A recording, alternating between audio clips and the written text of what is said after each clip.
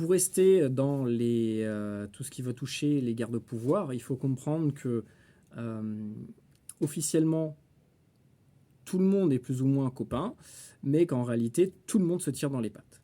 Et qu'il y a différentes entités qui vont se batailler entre eux, se faire la gère pour avoir le pouvoir. Pourquoi? Parce que derrière, il y a l'ego, il y a l'argent, il y a l'avidité, il y a aussi la manipulation, parce que bien souvent, les gens c'est aussi le danger avec le système pyramidal, c'est que vous faites un parallèle avec le système de Ponzi, et bien à chaque fois vous pensez être le gagnant, sauf qu'en fait au-dessus de vous il y a aussi quelqu'un qui vous arnaque et cette personne-là est arnaquée elle-même par une autre personne. Et en fait, si on fait le lien avec le système d'aujourd'hui, vous prenez par exemple la France, l'Europe et le système bancaire, c'est ce qui se passe.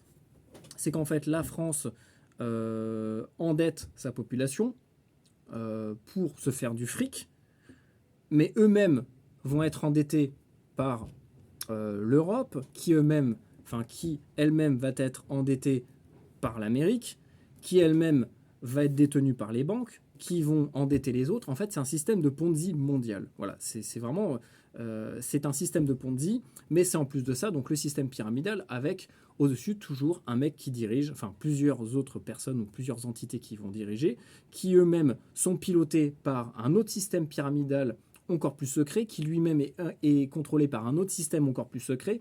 Et en fait, c'est plein de pyramides qui s'emboîtent les unes dans les autres. Et tout ça, en fait, c'est des systèmes dans des systèmes. Et, et donc tout ça, ça va avoir un impact dans notre quotidien. Donc pour vous schématiser un petit peu la gère qui se joue actuellement de manière invisible, parce qu'en fait c'est ça, c'est que les gens ne le voient pas, donc pensent que ça n'existe pas. Il y a vraiment une gère qui se joue en permanence. Il y a deux camps. Il y a le camp de la lumière, le camp je ne vais pas dire de la lumière, mais plus du bien, contre le mal. Donc déjà, il faut comprendre ça. Ça, c'est pas des conneries. Il y a vraiment un camp, on va dire de la lumière contre l'obscurité. Le camp de la lumière, généralement, ils vont être assez minoritaires. Ils sont assez minoritaires, mais de l'autre côté,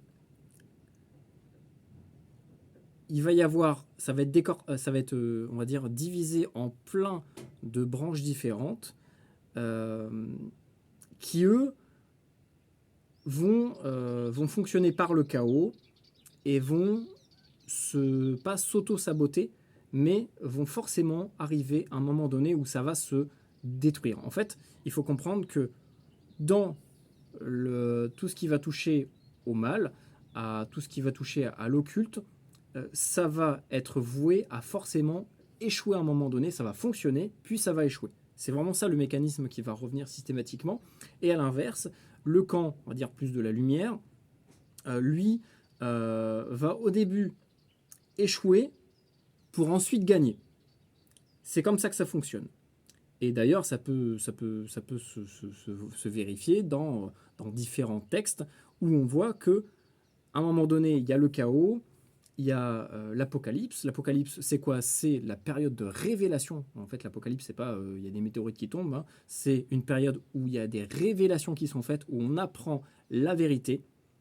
Grâce à la vérité, donc là, ça va être lié au camp du bien. Donc il va y avoir la vérité et la justice. Et de l'autre côté, il va y avoir le mensonge et le chaos. Et donc, le côté du chaos va être forcément voué à un moment donné s'effondrer. Et ces systèmes-là le savent. Ils savent très bien qu'à un moment donné, les gens vont apprendre la vérité et que le système sur lequel repose leurs bénéfices, leur contrôle, euh, ou même leur statut à eux, vont s'effondrer. C'est comme ça, c'est systématique. Ça n'a jamais changé, ça ne changera jamais, c'est comme ça, c'est un cycle perpétuel de création, d'élévation, puis d'effondrement. C'est comme ça. C'est pour ça qu'il faut s'y intéresser si on veut vraiment comprendre les effondrements et la nécessité de ces effondrements. Donc eux savent très bien ça. C'est pour ça que ce qui va être compliqué, et ce que j'ai vraiment eu du mal à décortiquer et à comprendre, c'est que systématiquement, ils vont se renouveler. Tout comme dans la Bible, je crois que c'est un dragon, auquel on coupe une tête, et il y a une autre tête qui va pousser. Et c'est ce qui se passe. C'est une manière métaphorique de parler de ça, c'est que lorsque un système occulte va s'effondrer, il y en a peut-être 2 ou 3 qui vont être créés derrière, avec des noms différents, avec des approches un peu différentes, mais il y a toujours un lien vers le corps du dragon, vers la racine. Mais ça va être sous forme différente. Et donc, il va falloir savoir les identifier, les déterminer. C'est pas simple, on en parlera. Mais voilà, c'est ça qu'il faut vraiment comprendre, c'est qu'eux savent déjà qu'ils vont s'effondrer, donc ils en profitent tant qu'ils peuvent en profiter, tout comme dès qu'on prend les politiciens, les gens qui sont dans le showbiz, les stars, ils savent très bien ce qu'ils ont fait, ils savent très bien avec qui ils ont créé des contrats, des pactes, ils savent très bien qu'ils vont mal finir. Et si vous regardez bien, systématiquement, ils finissent mal.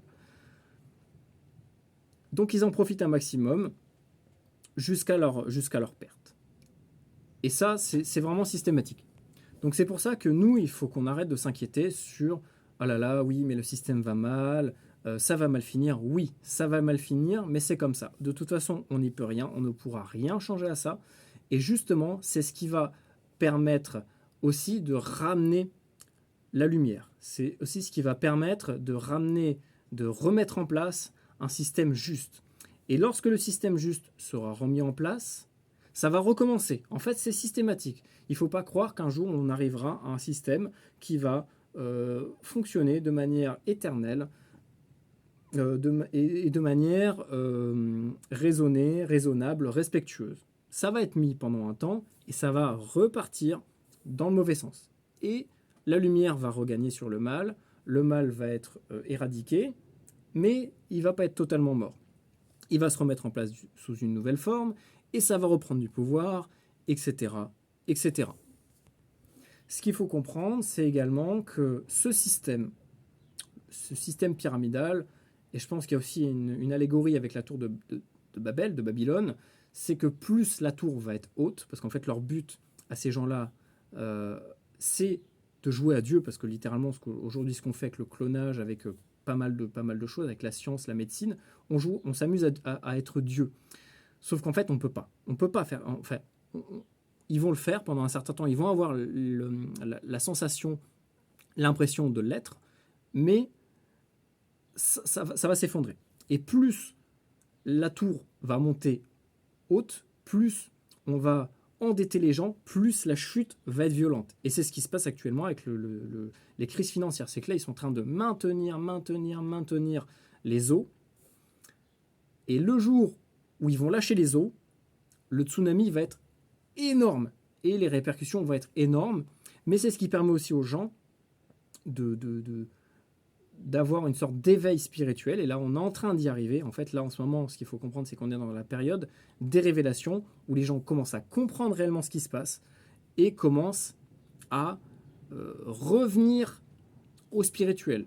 Parce que le but du camp de l'obscurité, on va dire, c'est de maintenir les gens dans la bêtise, dans l'ignorance et dans l'obscurité. C'est de les empêcher d'accéder à la lumière.